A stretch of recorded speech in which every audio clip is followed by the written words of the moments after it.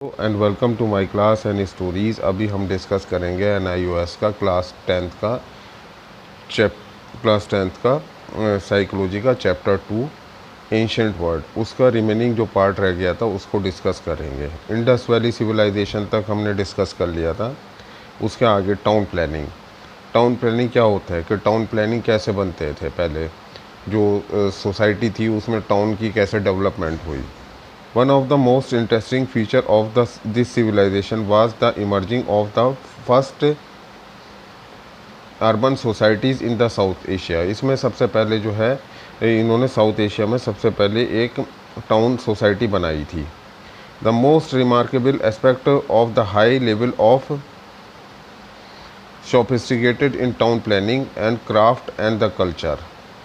जो इसमें sophisticated means के फैसिलिटी वाइज प्लानिंग वाइज जो बनती हैं गलियाँ, कॉलोनीज़ और मकान और सेवेज, ये सब जो है उसमें प्लान किया जाता था। The people lived in the well planned cities. People जो होते थे एक वेल प्लान्ड सिटीज़ में रहते थे। General feature of the cities was presence of the fortified citadel which house public building के बहुत ही अच्छे घर बने हुए होते थे। उसमें बाथरूम होते थे, टॉयलेट होते थे, वेंटिलेशंस होते थे, खुलापन होता था, उस तरीके के घर बनते थे। Society and the economy. The people practice the agriculture, animal husbandry and the art and the craft and the trade commerce के यहाँ पे जो है ट्रेडिंग स्टार्ट हो चुकी थी। एनिमल्स की, एग्रीकल्चर्स की, दाल सब्जियों की, इसमें स्टार्ट कर चुके थे। Main crop were wheat, barley, rye, sesame and the pea. ये इनके जो है ट्रेडिंग के मेन प्रोडक्ट थे। Evidence of the rice has been found of the Lothal Rangpur. चावलों की भी उपज हो चुकी थी। Furrow the mark of the Kalibangan show that plugging was known to them. The sickle was used for the harvest, sickle जो होता है हार्वेस्ट के लिए, and the various form of the irrigation were practiced के पानी निकालने के भी बहुत सारे फॉर्म जैसे कुआं हुआ और ये सब चीज़ें जो हो इसमें डेवलप हो चुकी थी। Religion and the culture. The cult of the mother goddess seems have been very popular among them कि ये जो है किसी भगवान को मानने में बहुत विश्वास करने लगे थे। Many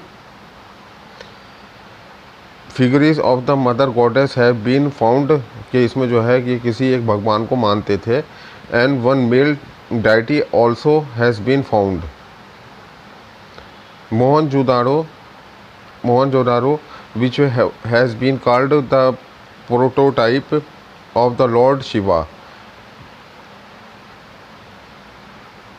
The deity of the represent to be the seal and sitting of the yogic posture and the surrounded by the animals कि इनकी जो पिक्चर्स होती थी वो सराउंडिंग बाय द एनिमल्स होती थी।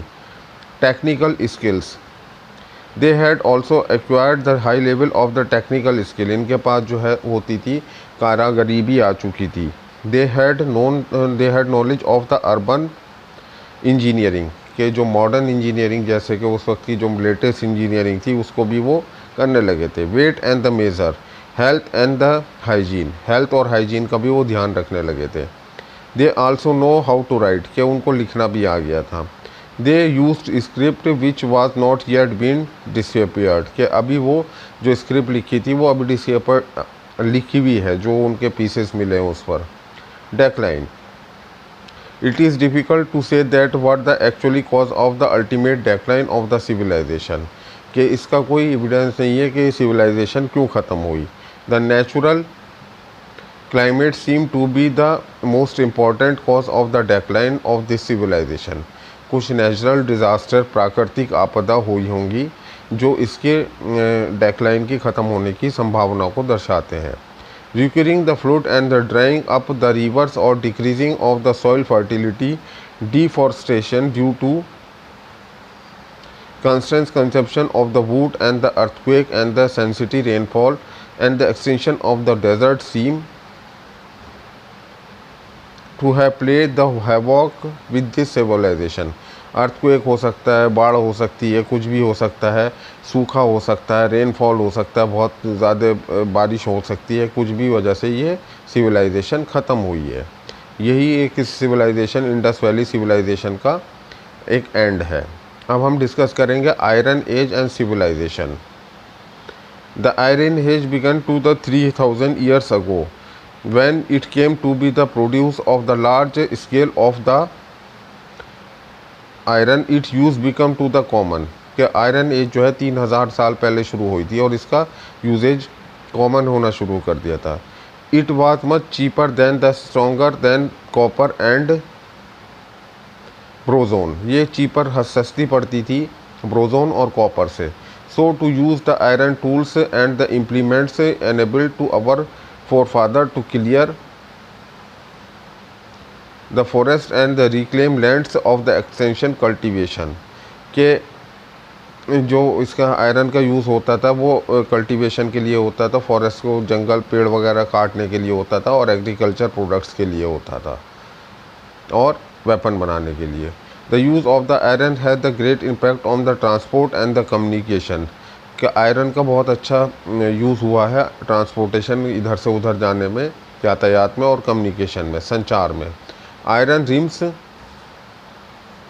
Spoke with the use of the wheel to make them stronger, जो पहिए होते थे वो आयरन रिंग के बना दिए गए थे और वो बहुत ज़्यादा स्ट्रॉन्ग होते थे। Iron nails and the sheet were widely use for making the boat and the ship, के आयरन शीट को जो है बोट बनाने में और शिप बनाने में यूज़ करा जाने लगा था। Trade and commerce of the florist, trade and commerce भी होने लगी थी। दिस ट्रेड ब्रॉट प्रॉस्पेरिटी, इस ट्रेड से जो है खुशियाँ आई। The new weapon of the war like to use for of the long, नए वेपन्स जो बने वो लोहे का यूज़ करके बने। हैवी सॉर्ड, मतलब कि एक अच्छी तलवार। And the sabre and the सेबरे,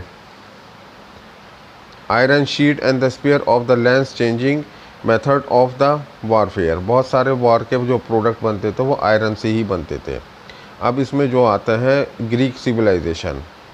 Greek civilisation क्या होती है? Greek civilisation flourished a Greece more than the 2000 years ago, ये 2000 साल पहले ग्रीक सिविलाइजेशन हुआ करती थी। There arose the many independent cities and state, इसमें बहुत सारे सिटीज़ एंड स्टेट्स का डेवलपमेंट हुआ था। Which develop a remarkable system for the government, के गवर्नमेंट के लिए जो है एक रिमार्केबल सिस्टम इससे सीखने को मिलता है। The development of the city state was the unique feature of the Greek civilisation, के यूनिक, इसकी जो यूनिक डेवलपमेंट था वो सिटी एंड द स्टेट, राज्य का निर्माण होना बहुत ही इसका एक महत्वपूर्ण हिस्सा था। Each city was enclose by the wall of the protection, हर सिटी की जो एक प्रोटेक्शन वॉल होती थी। Inside the city there was a fort called the Acropolis, एक फोर्ट होता था एक्रोपोलिस इनके सिटी के अंदर। Which was situated on the hill top, वो हिल के टॉप पर बनाया जाता था normally. Among the Greek city states the most famous were Athens and the Sparta, उसमें जो थे सबसे ज़्यादा फेमस थे एथेंस और Sparta. Athens was rich cultured, उनका बहुत अच्छा कल्चर्ड होता था। Athenian citizen include the writers and the philosophers and the artist and the thinkers, उनके पास आर्टिस्ट होते थे, थिंकर्स होते थे और फिलोसफर्स होते थे। The society was based on the slave labour, इनके पास एक दासी लेबर भी होती थी जो मतलब गुलाम लेबर होती है। But the citizen enjoy the democratic form of government, जो सिटीजन्स होते थे वो डेमोक्रेटिक फॉर्म ऑफ गवर्नमेंट को यूज़ करते थे। You will read about the democracy in the detail letter lesson, हम डेमोक्रेसी के बारे में बाद में पढ़ेंगे किसी और चैप्टर में। Sparta was most like an army camp, कि स्पार्टा जो होते थे आर्मी कैंप होते थे। Where every one was expected to be obey the superior, के हर किसी को जो है अपने एल्डर की आज्ञा का पालन करना पड़ता था। Sparta had the best army in the Greece. Greece के अंदर सबसे बेहतरीन आर्मी जो होती थी वो स्पार्टा ही होती थी। Training in the welfare was consider to be the most important thing here. Training उनकी बहुत अच्छी होती थी। There was a considerable rivalry between the Athens and the Sparta. Athens और स्पार्टा के बीच में एक दुश्मनी भी थी। But they fought side by the side of the drive of might Persian army and the Darius I and the Xerxes who tried to conquer the Greece. Under the precise Athens enjoyed the golden age, क्यों golden age उन्होंने enjoy करी और वो काफ़ी एक दूसरे के लिए क्रमशील रहते थे।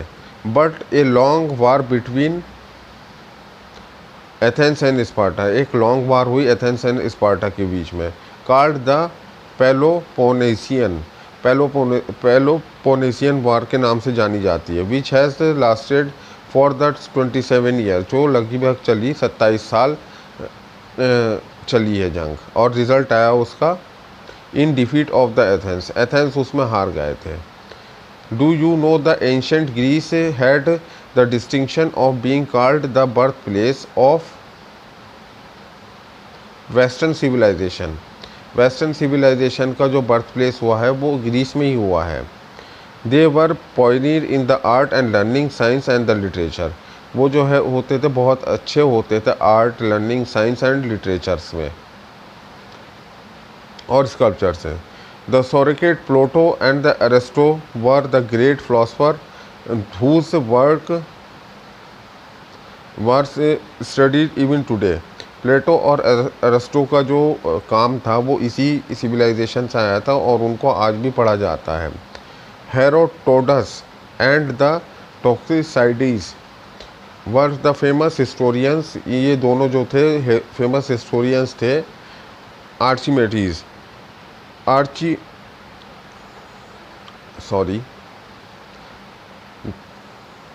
Democritus were the great scientist, ये जो थे अच्छे साइंटिस्ट थे। Aeschylus and the Sophocles and the Aristophanes were the great dramatist, ये सब ड्रामेटिस्ट भी थे उसमें। Homer was the author of the famous epic of the Iliad and the Odyssey, हॉलेस जो था इनका लिखने वाला था। तो ये ग्रीक सिविलाइजेशन की थोड़ी सी एक ब्रीफ डिस्कशन था। अब हम नेक्स्ट वीडियो में रोमन सिविलाइजेशन को डिस्कस करेंगे। जो रोमन सिविलाइजेशन है हम क्योंकि एक से ब्रीफ डिस्कशन कर रहे हैं, और पर्शियन सिविलाइजेशन को डिस्कस करेंगे। होप डाउन कि आपको वीडियो अच्छी लगी हुई। Thank you very much for watching the video.